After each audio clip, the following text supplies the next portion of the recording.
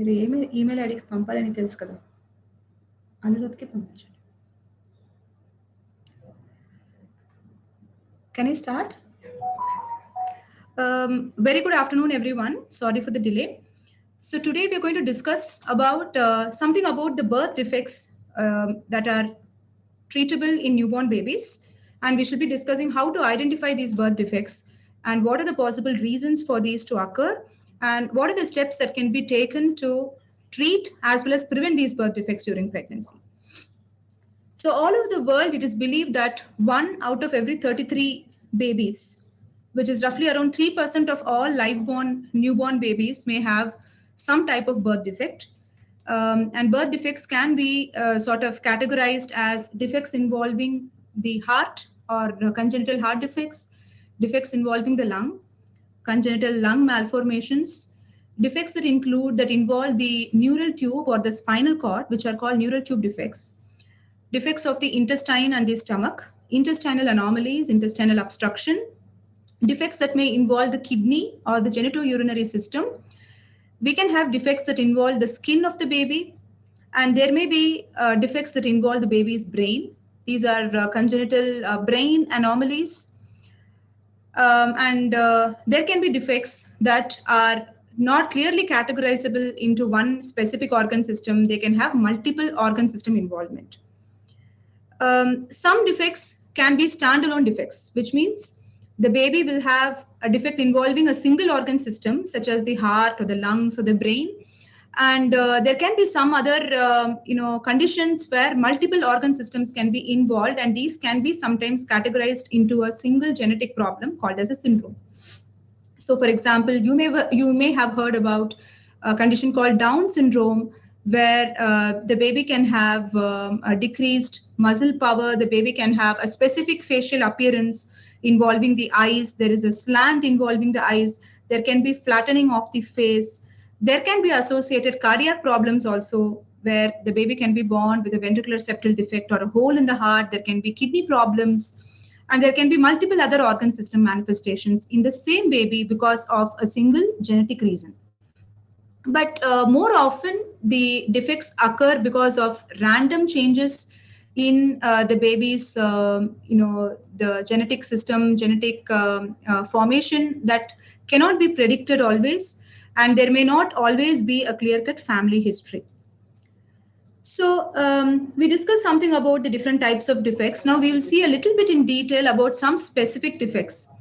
So one of the commonest types of defects that we treat at the KIMS Cuddles neonatal unit is the congenital cardiac defects. So there are different types of cardiac defects.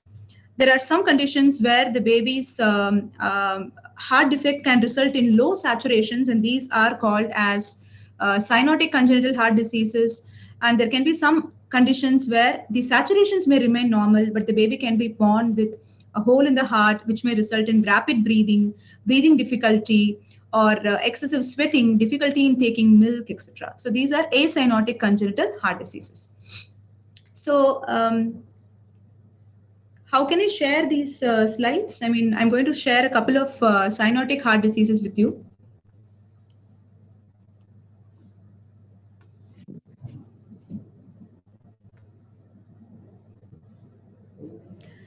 So the two common congenital cyanotic heart diseases that we deal with are in newborn period are something called as total anomalous pulmonary venous connection and transposition of great arteries. Now, overall, if you look at the data, around 1% of all babies may be born with a minor or a major kind of heart defect. The minor heart defects like a bicuspid aortic valve, that is, the baby can have 2 instead of 3 aortic valve cusps, or the smaller types of septal defects like the atrial septal defect. These may not require immediate surgery, or this may never require a cardiac intervention during the entire lifetime. But there are some other types of heart defects, such as the cyanotic critical congenital heart disease, where unless and until we intervene right after the baby is born, the baby's life may not be salvaged. So two common problems that we often deal with in the newborn age group, that is within the first 28 days, are transposition of great arteries. and total anomalous pulmonary venous connection, TAPVC. So we at KIMS Cuddles, we take care of newborns with both these heart problems, and they require immediate surgery. So in TGA or transposition of great arteries, the baby can be born with a condition where the two major blood vessels of the body, the blood vessel called as the aorta, which basically carries good blood from the left side of the heart to the body, and the pulmonary artery, which carries the impure blood from the right side of the heart to the lungs, are basically interchanged in position. So there is a right to left transposition. So what happens is the good blood that should go to the body tissues wrongly goes back to the lungs, and the bad blood which should go to the lungs for getting oxygenated actually goes to the body tissues. So in this condition, the baby can have critically low oxygen saturations, and the baby needs to be stabilized with ventilation and IV medication, and sometimes we give a medication called prostaglandin to keep a temporary connection called as PDA open. And there may be some other babies where a smaller hole in the heart called atrial septal defect is temporarily opened until a definitive surgical repair can be performed. So the treatment of choice in transposition of great arteries is a surgery called arterial switch. So arterial switch is something that we routinely do at our unit. We have an excellent team of cardiac surgeons, cardiac anesthetist, and pediatric cardiologist, interventional cardiologist who take care of these babies. And we kind of take care of the pre-op and the post-op medical needs, ICU needs of these babies. The other common critical congenital heart disease that requires immediate treatment is a condition called total anomalous pulmonary venous connection. This is a problem where the pulmonary veins, which are supposed to carry the pure blood from the lungs, come into the wrong chamber of the heart. So typically the pulmonary veins are supposed to enter. So can you go to the next slide? Can we move to the next slide? In total anomalous, yes, there it is. So in total anomalous pulmonary venous connection, the four pulmonary veins, which are supposed to actually enter into the left atrium, the left side of the heart. So the chamber that is actually on your right side in the picture, they wrongly enter the right atrium. So please go to the previous slide. So in this connection, condition, unless and until the baby has something called as an atrial septal defect, that is a hole between the top two chambers of the heart, the baby actually can't survive. And this hole will be carrying this blood back from the right side, the right atrium, back to the left atrium. So this again is a critical heart problem that requires surgical correction, wherein all the four pulmonary veins are connected back to the left atrium. So we'll go to the next slide. So after the surgical repair, or rather during the surgical repair, the next slide. So these babies with heart disease will actually go on to cardiopulmonary bypass. So we'll move to the next slide, please. I've already explained about TGA. Yeah. So as you can see in this picture, the babies who are born with these kind of critical heart disease, they generally require surgery under something called as a cardiopulmonary bypass machine. So the baby's heart is actually given rest for a while, what is called as cardioplegia, and the baby's cardiac function. So the heart basically pumps blood to the whole body. So this is temporarily taken over by a heart-lung machine, and the surgeons do the kind of intricate surgery wherein the defects are corrected. So in TGA, the right and left side of the blood vessels are transected from the respective sides, and they are placed back into the right side. And in TAPVC, the pulmonary veins are joined back into the left atrium. So this surgery itself takes around 8 to 10 hours, each of these surgeries, and this is performed under cardiopulmonary bypass. After which these babies generally require a lot of close intensive care and monitoring, and the baby may inevitably requires medications to stabilize the blood pressure, medications to improve the cardiac function, medications to decrease the increased resistance of blood vessels within the lung, following which they are brought out of ventilation support, brought out of all these medical management support, and the baby is established on feeding. So this is one type of defects which involve the heart. There are some other kind of more relatively simpler cardiac conditions, such as the problems that involve the valves, the problems that involve the ventricular septum, which inevitably may or may not require a surgical correction. A lot of times they are manageable with medical management, and this also can be performed at a later date. So we'll move to the next slide. The other type of birth defect that we often deal with in newborn babies is something called as the tracheoesophageal fistula. So this condition is a problem where the baby's foot pipe and the windpipe, which are supposed to be separate, may sometimes actually connect to each other. So we know that the windpipe or the trachea carries air into the baby's lungs, and the foot pipe is a tube that carries food into the baby's stomach. Now, sometimes what happens is the baby is born with some types of defects where the foot pipe and windpipe are not actually separate as they are meant to be, but they are actually connected with a fistula, which can result in a lot of problems. So if there is a connection, one problem that can happen is the food or the milk that the baby takes can be accidentally breathed in or inhaled into the lungs. This can lead to dangerous aspiration. And very often, as you can see in the picture, the foot pipe also is not continuous. When this defect occurs, the foot pipe is actually obstructed somewhere in between, and there is a segment which is blocked completely. So the milk cannot even enter the baby's stomach and the lower intestine. So this is again a condition that is not sort of compatible with survival unless and until it is surgically intervened and operated right in the neonatal age group, right when the baby is born. So this is called tracheoesophageal fistula.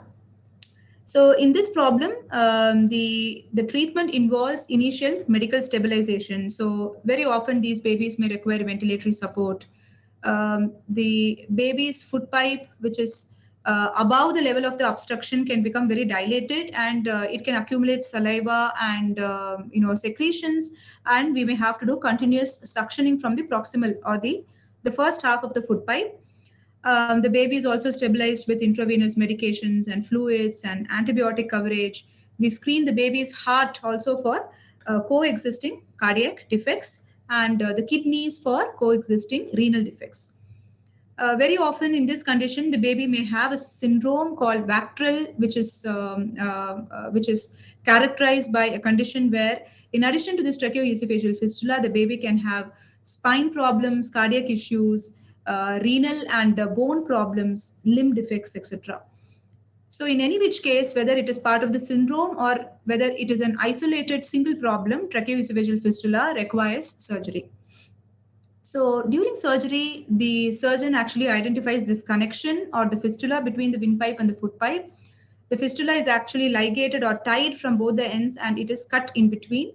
So the windpipe and the foot pipe are separated, and likewise the defect, the hole, the gap in the foot pipe is also sort of closed, and the foot pipe is joined to each other. So the commonest type of this tracheoesophageal fistula is what you see in the third picture, which is called as type C tracheoesophageal fistula, wherein the first half of the foot pipe is just separate and it is hanging loose, or it is not connected with the lower half of the foot pipe, and the windpipe is connected with the lower end of the foot pipe. So in this condition, the baby is at risk of kind of aspirating the stomach juices into the lungs, and the food or the milk that is given to the baby may just stay within the first half of the foot pipe, which forms a pouch. So this again can be dangerous because from the pouch, the baby can aspirate back through into the windpipe, and the juices, the stomach juices, digestive enzymes, secretions can also be aspirated into the lungs. So the results of the surgical repair are generally good, provided the baby's weight, the birth weight is more than 2.5 or 3 kg, the baby does not have other coexisting cardiac issues, and provided the baby's, the gap in the foot pipe is not very long, if it's say less than 2 or 3 centimeters, the results of surgery are typically very good. After the surgery, of course, the baby needs a lot of close monitoring care for preventing, re-stenosis or closure of the foot pipe. So we may leave a feeding pipe for some time. Once the baby is comfortable to take oral feeding, the baby is begun on feeding by the mouth. And we often give medications to prevent the reflux of gastric acid back into the food pipe, which is called as gastroesophageal reflux. So this is one type of gastrointestinal defect. There can be some other types of GI anomalies with which the baby is born. So one other very common problem is something called as malrotation, wherein the baby's intestine can be twisted around itself and the baby can actually have severe compromise in the blood flow to the intestine, a condition called as midgut volvulus that can lead to intestinal hypoxia or gangrene. So this is again a condition in which the baby can present with signs of obstruction of the intestine. So there can be recurrent greenish vomiting, and this is again a problem that requires surgical attention. So we can minimize the slide. The other common type of defects that we often deal is the genitourinary malformations or malformations related to the kidney. So up to 1% of the fetuses can actually have distension or swelling of the kidney, which is the region that is called as a renal pelvis. Although in up to 70–80% of the cases, this swelling will spontaneously or naturally become normal after the baby's birth. There may be some conditions where the swelling of the kidney, which is referred to as pelvic-calyceal dilatation or pelviectasis, can be the only sign of obstruction of the lower part of lower urinary system. So some of the common reasons why this kind of renal swelling can be present include pelviureteric junction obstruction, vesicoureteric reflux, posterior urethral valves, or vesicoureteric junction obstruction, or we may have more complex renal problems as a part of syndromes such as prune belly syndrome, etc. So in these babies, you can have the antenatal scans showing reduced levels of liquor. Sometimes the baby can have other associated organ system defects like cardiac defects or the brain defects. Sometimes the babies can be born with very much reduced renal function right from the time the baby is born. So this can be indicated by decreased urination or increased levels of serum creatinine. So this is again a group of problems that require systematic evaluation, starting from a scan, ultrasound scan of the kidney and ureter and bladder that is performed after birth. And based on the findings of the scan, one would be starting the baby on medical management as well as planned surgical management. So particularly a condition called posterior urethral valve, where the bladder outlet is obstructed, is something that can require immediate surgical management right in the neonatal period. We perform a procedure called as fulguration of the posterior urethral valve. So this relieves the obstruction, and most of the times the baby can have a near normal renal outcome with this procedure. The other conditions that can also lead to obstruction of the genitourinary system, such as vesicoureteric reflux or pelviureteric junction obstruction, generally require subsequent surgical management. So we have discussed cardiac and intestinal food pipe related problems. We discussed genitourinary issues. The other common organ that is involved in birth defects is the lung. So I request that the presentation again be opened. One of the common problems, okay, we'll move to the next slide, is something called as the CDH. So CDH is congenital diaphragmatic hernia. So this is a kind of birth defect where, as you can see in this X-ray, you can see that in the left side of the chest, there are a lot of small cystic sort of spaces. So these black bubbles which are filled with air, these are nothing but intestinal loops. So this is the baby's bowel, the baby's intestine, which has kind of herniated into the chest, into the left side of the chest. So you can see that the entire right chest is almost white, except for this, the last right lower corner portion, which is actually the normal right lung. The rest of the right lung is occupied actually by the heart, which is actually pushed to the right side completely. We all know the heart is present on the left side, but it is pushed to the right side because of the herniation of the intestinal loops. So this is actually a condition called diaphragmatic hernia, congenital diaphragmatic hernia, wherein the baby is born with a hole, a defect in the diaphragm. Now, diaphragm is the muscle that separates the baby's lungs from the stomach, from the abdomen. So this muscle is normally present. It helps us in breathing. And when the left side of the diaphragm has a defect, the stomach, the gastric, as well as the intestinal bowel loops can actually herniate into the left side of the chest. Very often, 85% of the times, it occurs on the left side. It's much rarer on the right side, but it can technically affect the right diaphragm as well. So when this happens, these loops go and occupy the entire left chest, and you can see how the heart is pushed to the right side, and the right lung is also pushed. Practically, the left lung is not seen in this X-ray. The entire left chest is occupied by the intestinal loop. So this is a condition called diaphragmatic hernia. So obviously, this again is something that requires immediate intervention. This is because the baby can be born with severe breathing issues because the left lung will be completely pushed by the intestine. And because the heart moves to the right side, the right lung is also variably compressed. So because of this, the baby can have decreased oxygen saturation levels, increased breathing efforts, fast breathing, decreased oxygen saturations, elevated carbon dioxide levels in the blood gases, and severe breathing difficulty. Not only is the lung volume small, but it is actually so stiff that when we ventilate these babies with diaphragmatic hernia, the lung can easily burst and air can get leaked into the outside of the lungs, within the lungs and the chest wall. So this is a problem called pneumothorax or air leak, which is a very common complication in diaphragmatic hernia. So diaphragmatic hernia requires immediate surgical sort of repair, not soon after birth or not immediately after birth, but immediately after stabilizing the baby. The baby is stabilized again by providing ventilation support, by stabilizing the blood pressures, by providing adequate cardiac support, and by achieving near normal target oxygen saturations as well as blood pressures. Once this is achieved, the problem is surgically corrected. So the intestinal loops are pushed back into the abdomen. The diaphragmatic defect is usually sutured and repaired. This is possible usually without the use of something like an artificial graft. So after the surgical repair, these babies again require ventilation and intensive care for the first 10 days or 14 days. They need to be monitored for elevation of pulmonary pressures, which is a condition characterized by increased resistance to the blood flow to the lungs. They need to be also monitored for low BPs, systemic blood pressures, and the baby also may require IV antibiotics, treatment of concurrent problems like air leaks. Once the baby gets better, feeding is started.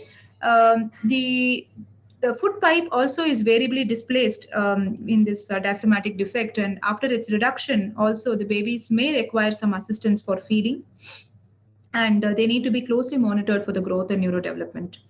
Now, although the condition actually looks quite scary in the chest X-ray, the reassuring aspect is that around 60 to 70% of babies with diaphragmatic hernia can actually achieve intact survival and can lead normal lives, provided they are managed appropriately, and very, very importantly, the delivery is planned in a high-risk neonatal ICU setup.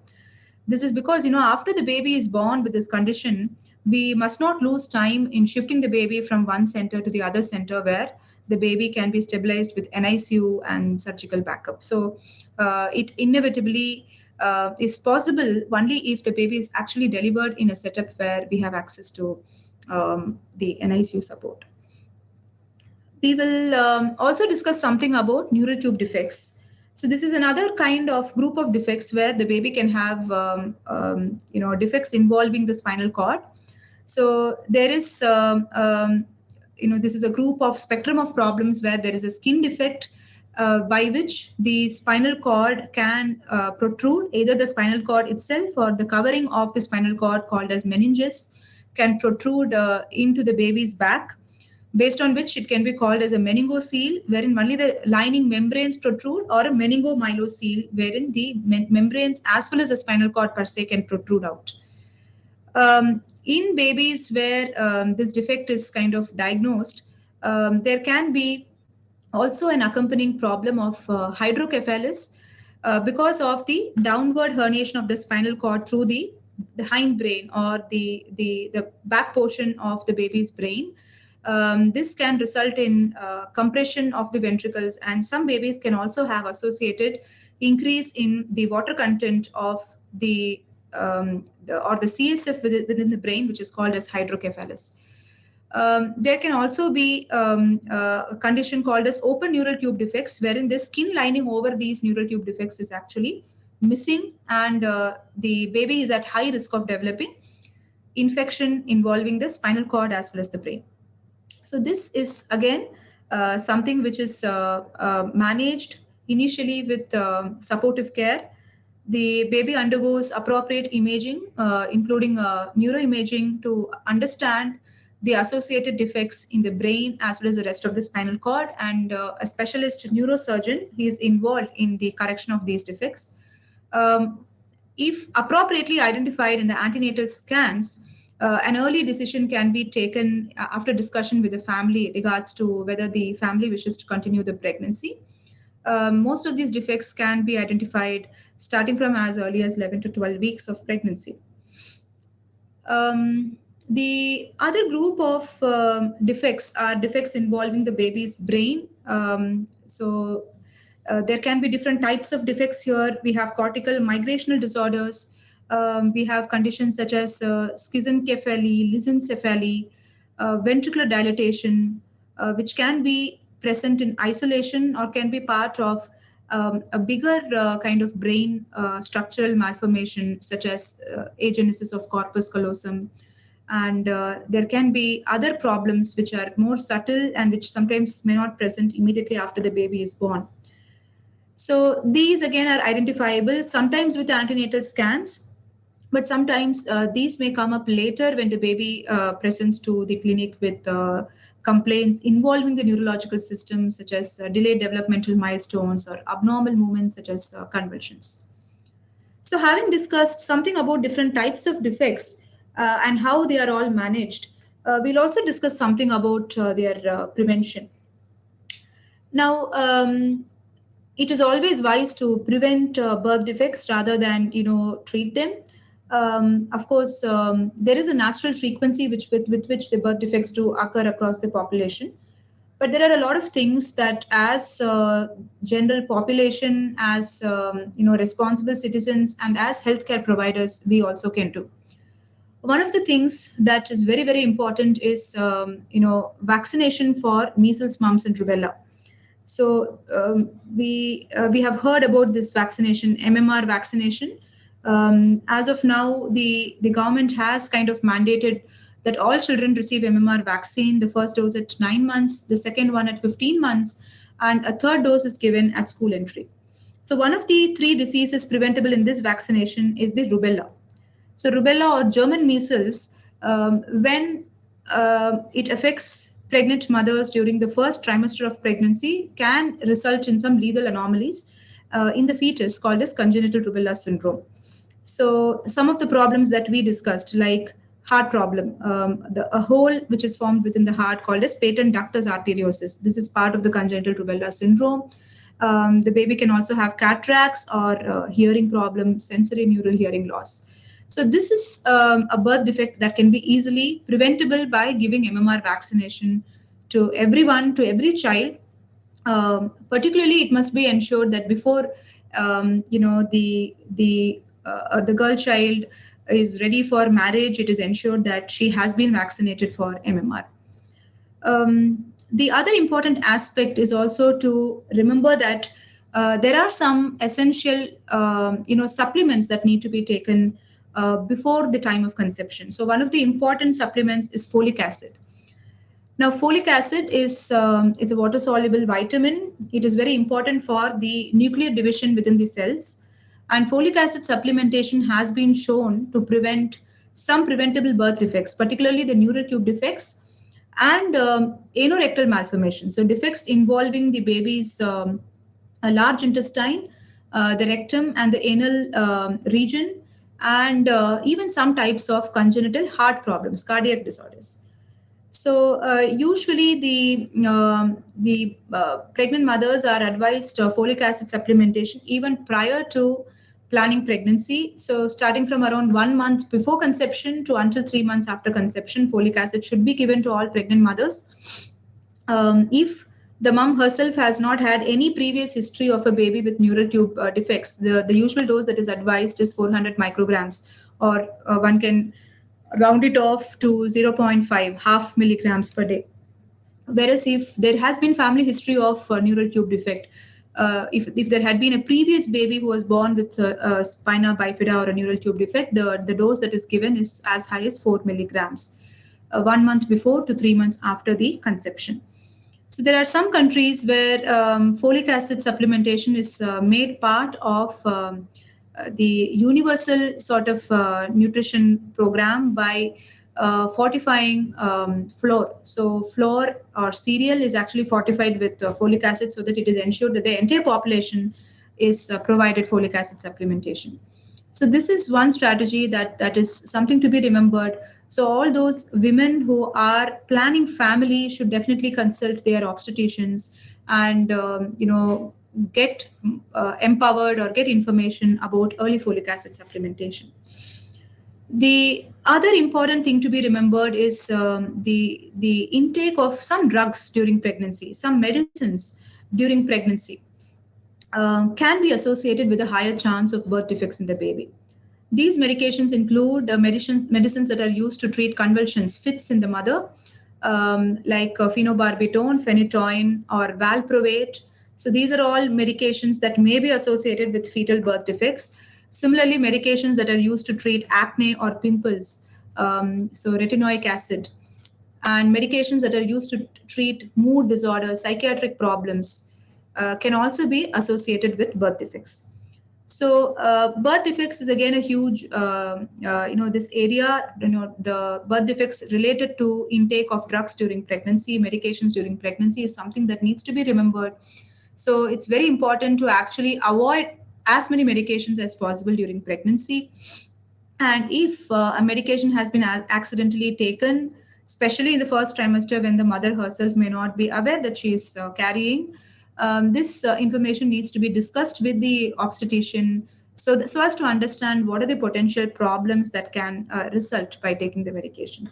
So to give an example, medications to treat pimples such as retinoic acid containing medicines taken during pregnancy can be associated with some types of heart defects, particularly atrial septal defects.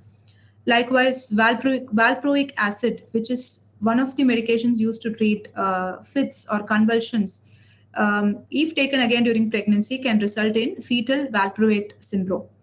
So this is characterized by some typical, facial problems wherein it would be actually quite distinct and easily identifiable by the facial appearance of the baby that, one kind of understands that the mother must have got valproic acid treatment for convulsions during pregnancy. So this is another important aspect to prevent intake of drugs during pregnancy. And last but not the least, it is actually very important to understand that the role of early screening to understand increased risk of developing birth defects cannot be overestimated. So there are multiple modalities to understand the risk of birth defects during a pregnancy. For example, there are some biochemical tests or blood tests done during pregnancy. So there are some tests done in the first trimester, such as the pregnancy-associated placental protein A, PAP-A, or the beta-HCG levels, and some tests in the second trimester which are coupled into triple or quadruple screening. So these include beta-HCG, unconjugated estriol, etc., and inhibin.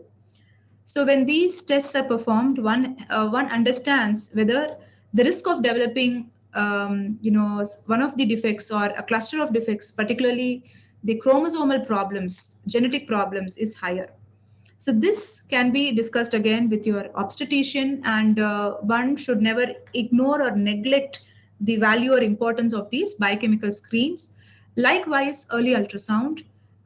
So there are a lot of defects that can be picked up as early as in the first trimester scan, and most of the defects actually can be picked up in the second trimester scan. But there are some problems, particularly congenital heart issues, like TAPVC that we discussed, which actually can get missed in almost all the scans. So there we have to understand that there are limitations to modalities of antenatal or prenatal diagnosis. But we must actually maximally utilize these investigations so as to make sure that all the detectable anomalies are screened and looked for actively. So to repeat, there are some ways to prevent birth defects. These include ensuring that every mother before she plans pregnancy has received the MMR vaccination. It is important to ensure folic acid supplementation starting from right before conception. So at least 1 month prior to conception until 3 months post conception. It is very important to understand the importance of early trimester biochemical screening as well as ultrasound based screening for preventable defects. And last but not the least, it is important to avoid substance abuse, smoking, alcohol, and substances of addiction during pregnancy for obvious reasons, because all these come with their own cost.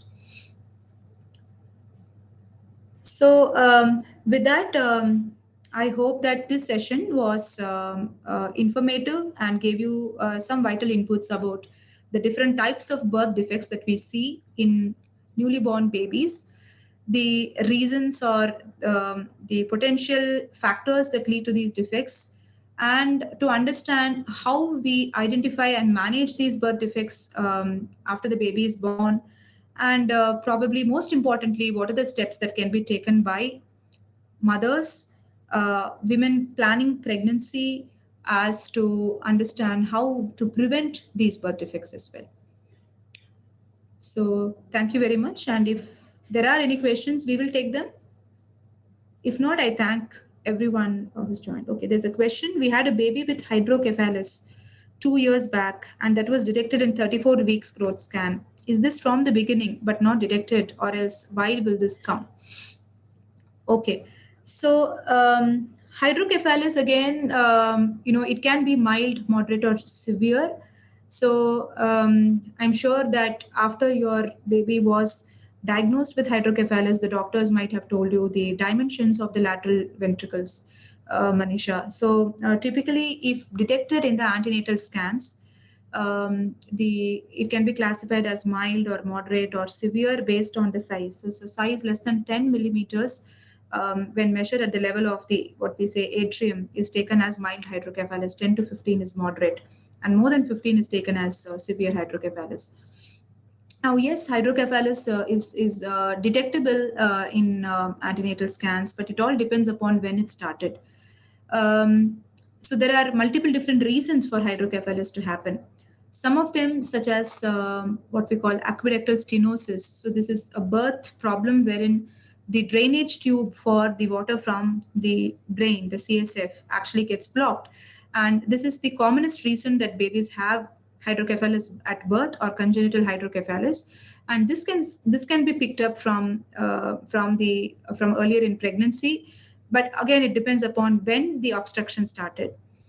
But there are some other types of hydrocephalus which actually may start in late pregnancy or even after the baby is born. These are hydrocephalus that follow infections. So if hydrocephalus follows brain infection, such as toxoplasmosis, or hydrocephalus that follows bacterial meningitis, then this is something that would generally start postnatally or during early pregnancy or during late pregnancy. So it all depends upon what was the reason for hydrocephalus, which will only help us to say whether this started earlier or whether this actually started around the time the baby was born. Yes, if it was congenital origin hydrocephalus, it can be detected in the antenatal scans. But having said that, in mild as well as in moderate hydrocephalus, the baby's outcome is reasonably good. That is, in mild hydrocephalus, especially, most of the babies can have a near normal neurological outcome. In moderate hydrocephalus, where the size is between 10 to 15 mm, again, the babies would be able to reach reasonably good quality of life with the help of additional medical support. So I hope that answered your question.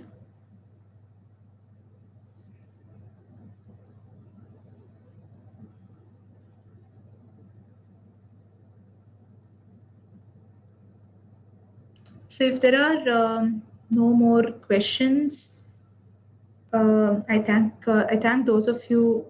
Thank you, Shailaja, for your comment. I thank all of you who have joined and who have shared your questions. And hope this was useful to you. And happy Shankaranti, and catch up with you sometime later. Bye bye.